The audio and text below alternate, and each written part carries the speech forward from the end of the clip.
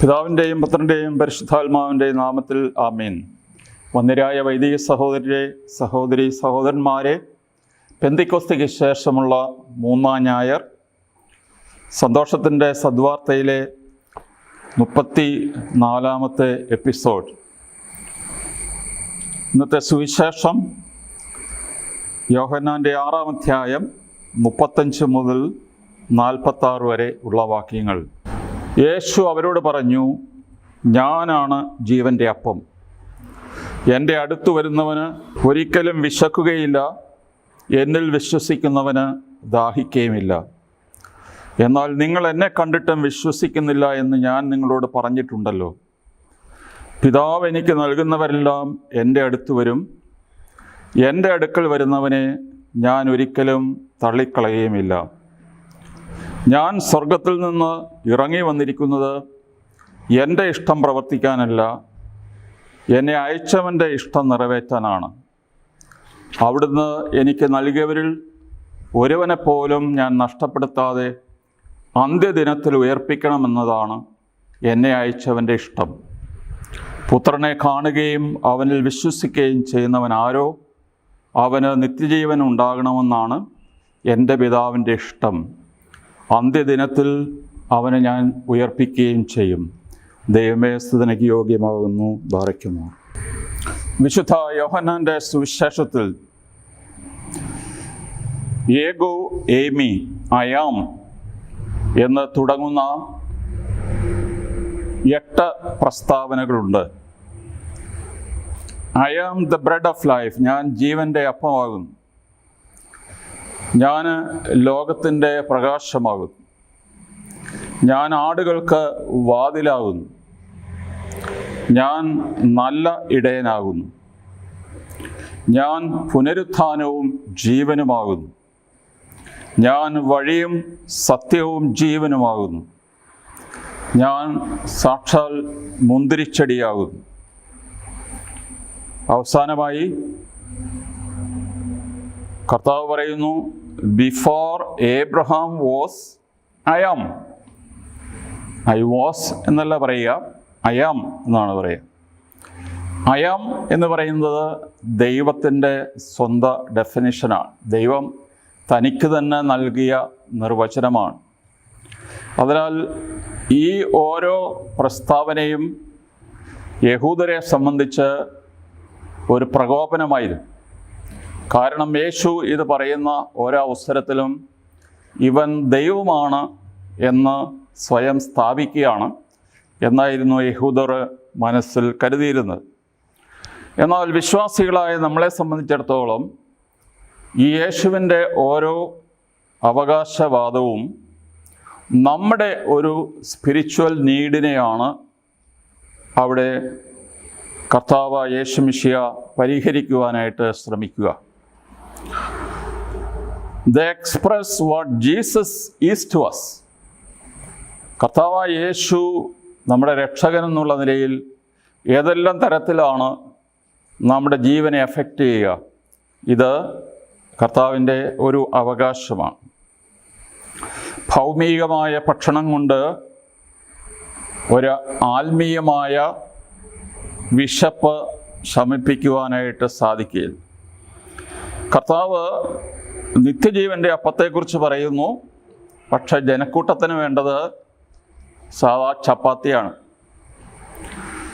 നമ്മളെ സംബന്ധിച്ച് യേശു പറയുന്ന ഈ കാര്യത്തിന് വെള്ളം ചേർക്കുവാൻ യേശു സന്നദ്ധനല്ല. അവിടുന്ന് പറഞ്ഞു, ഞാൻ സ്വർഗത്തിൽ നിന്ന് ഇറങ്ങി വന്ന ജീവൻ്റെ അപ്പമാണ്.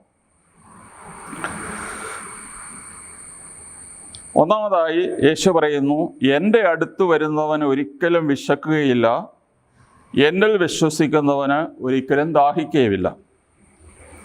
ഇത് കേൾക്കുമ്പോൾ ഉടനെ നമ്മുടെ ഓർമ്മ പോകുന്നത് മരുഭൂമിയിലെ അനുഭവത്തിലേക്കാണ്. അവർക്ക് വിശന്നപ്പോൾ ദൈവം മന്ന ഒഴിച്ചു കൊടുത്തു.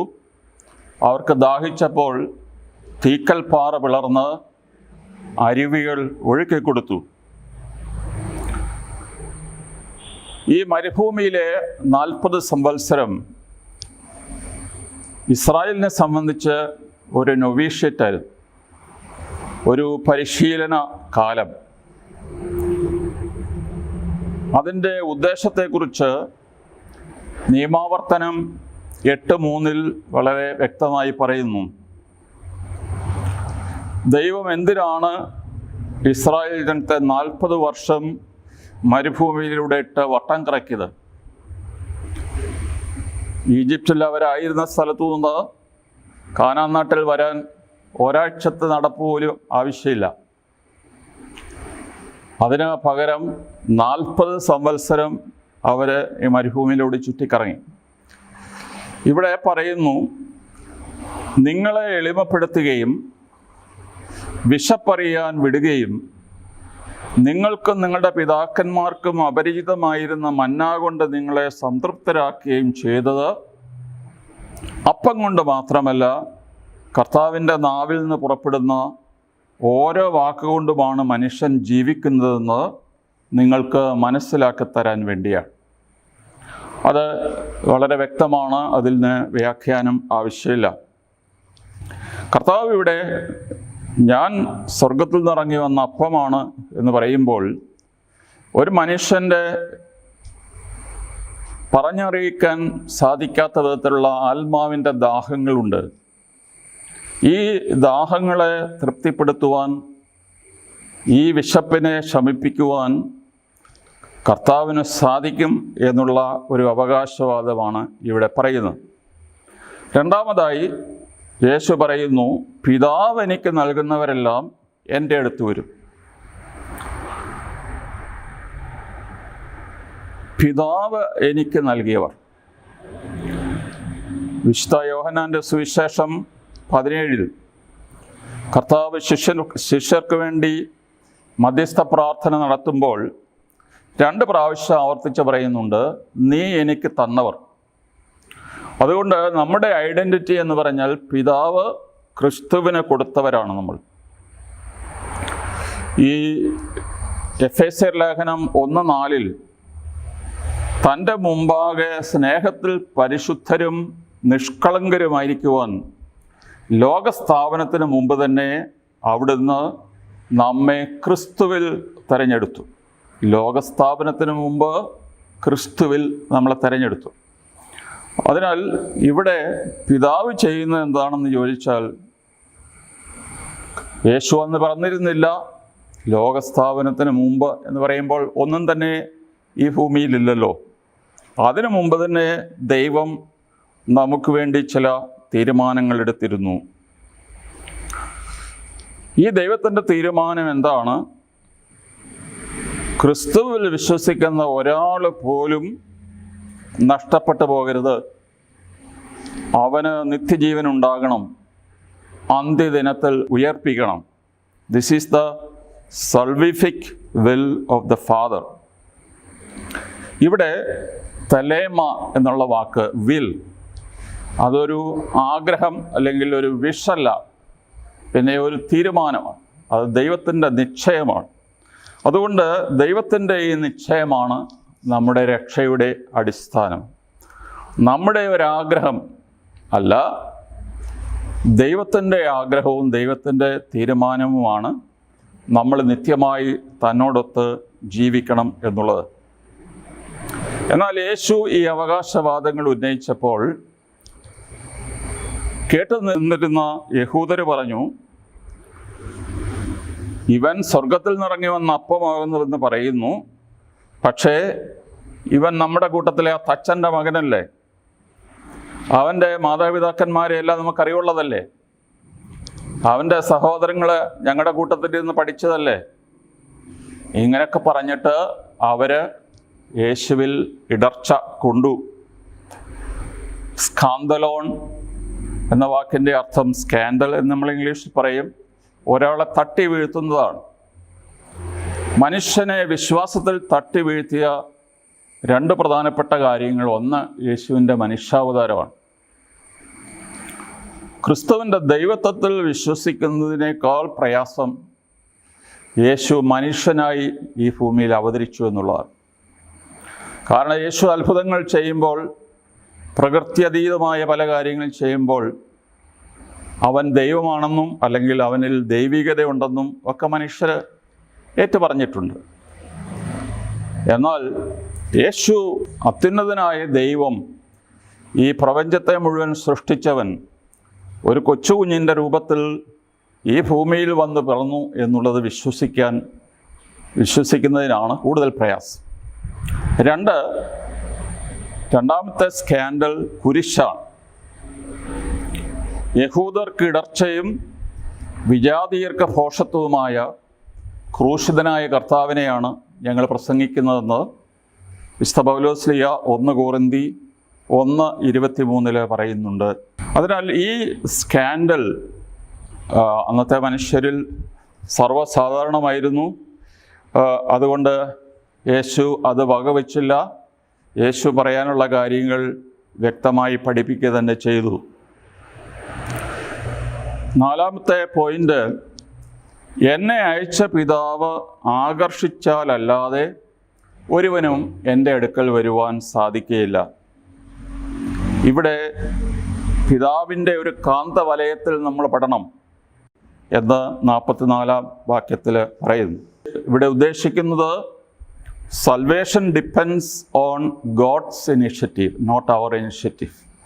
അതുകൊണ്ട് ഇത് നമ്മുടെ ഒരു തീരുമാനവും പ്രവൃത്തിയുമല്ല, ഇത് ദൈവത്തിൻ്റെ തീരുമാനവും നിശ്ചയവും. അതുപോലെ തന്നെ ദൈവം ഒരാളെ വലിച്ച് അടുപ്പിക്കണം. യോഹന്നാൻ്റെ 12:32 പറഞ്ഞു, ഞാൻ ഭൂമിയിൽ നിന്ന് ഉയർത്തപ്പെടുമ്പോൾ എല്ലാ മനുഷ്യരെയും ഞാൻ എന്നിലേക്ക് ആകർഷിക്കും. അവിടെ ടു ട്രോ എന്നുള്ള വാക്കാണ് ഉപയോഗിച്ചിരിക്കുന്നത്. വല വീശിയിട്ട് സാവധാനം മീനെ ഉൾപ്പെടെ കരയ്ക്ക് വലിച്ചു കയറ്റുന്നത് പോലെയാണ് ഇവിടുത്തെ പദപ്രയോഗം. ഞാൻ ഇവിടെ ഭൂമിയിൽ നിന്ന് ഉയർത്തപ്പെടുമ്പോൾ എന്ന് പറഞ്ഞാൽ കർത്താവിൻ്റെ കുരിശാരോഹണത്തെക്കുറിച്ചാണ് പറയുക. കർത്താവിൻ്റെ കുരിശാണ് ഇനിയും മനുഷ്യ രക്ഷയിലേക്ക് മനുഷ്യരെ വലിച്ച് അടുപ്പിക്കുന്നത്. 5-ാമത്തെ പോയിന്റ്, അവരെല്ലാവരും ദൈവത്താൽ പഠിപ്പിക്കപ്പെട്ടവരാകും. യെശയ്യാ 54:13, കർത്താവ് നിന്റെ പുത്രരെ പഠിപ്പിക്കും, അവർ ശ്രേയസ്സാർജിക്കും. ജെറമ്യ 31:33 നമുക്കറിയാവുന്നതുപോലെ നിയമം ഉള്ളിലെഴുതപ്പെടും. ഹൃദയത്തിൻ്റെ ഭിത്തിയിലാണ് നിയമം എഴുതുക. അത് ദൈവം മനുഷ്യരെ പഠിപ്പിക്കുന്ന രീതിയാണ്. ഇവിടെ ഇതെല്ലാം കൂടി സംഗ്രഹിച്ച് നമ്മൾ പറയുമ്പോൾ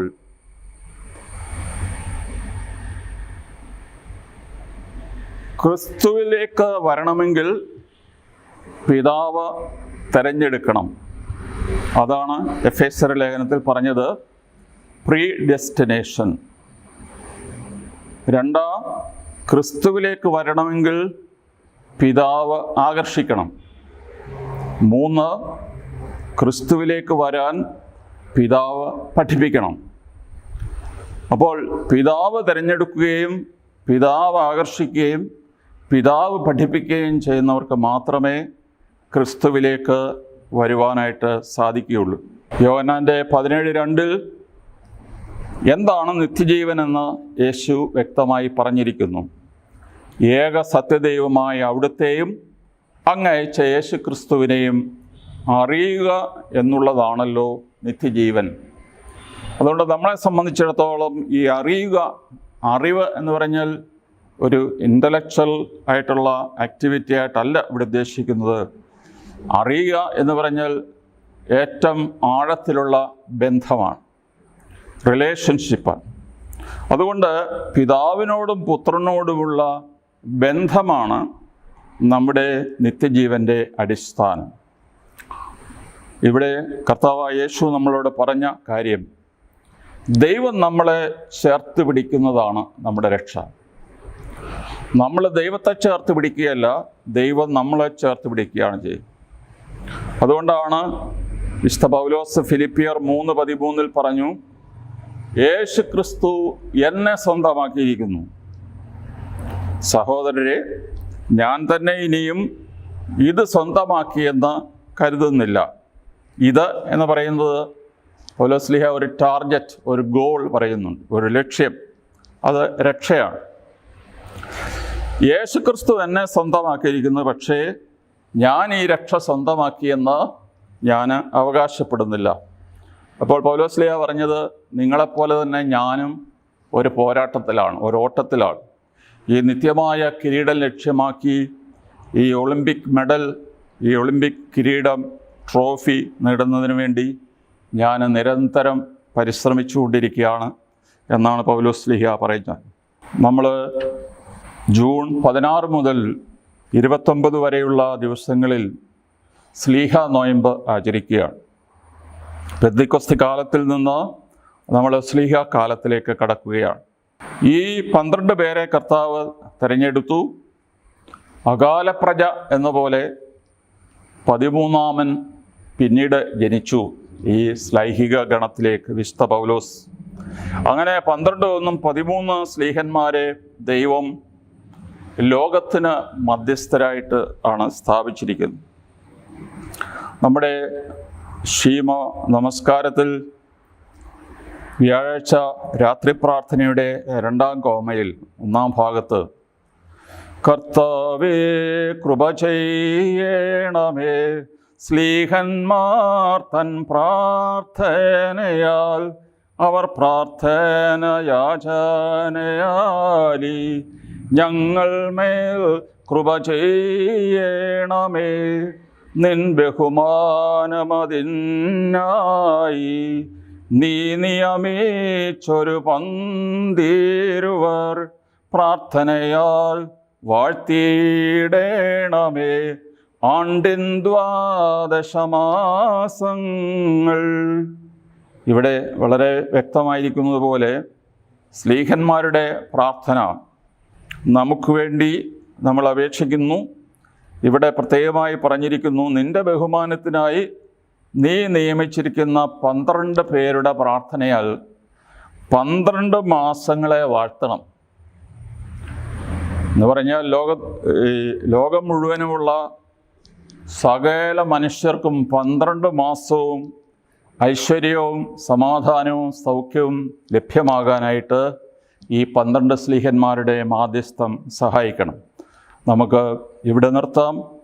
ഈ സ്ലീഹക്കാലത്തിൻ്റെ അരൂപി എന്ന് പറയുന്നത് കർത്താവിനെ ചേർത്ത് പിടിക്കുന്നതാണ്.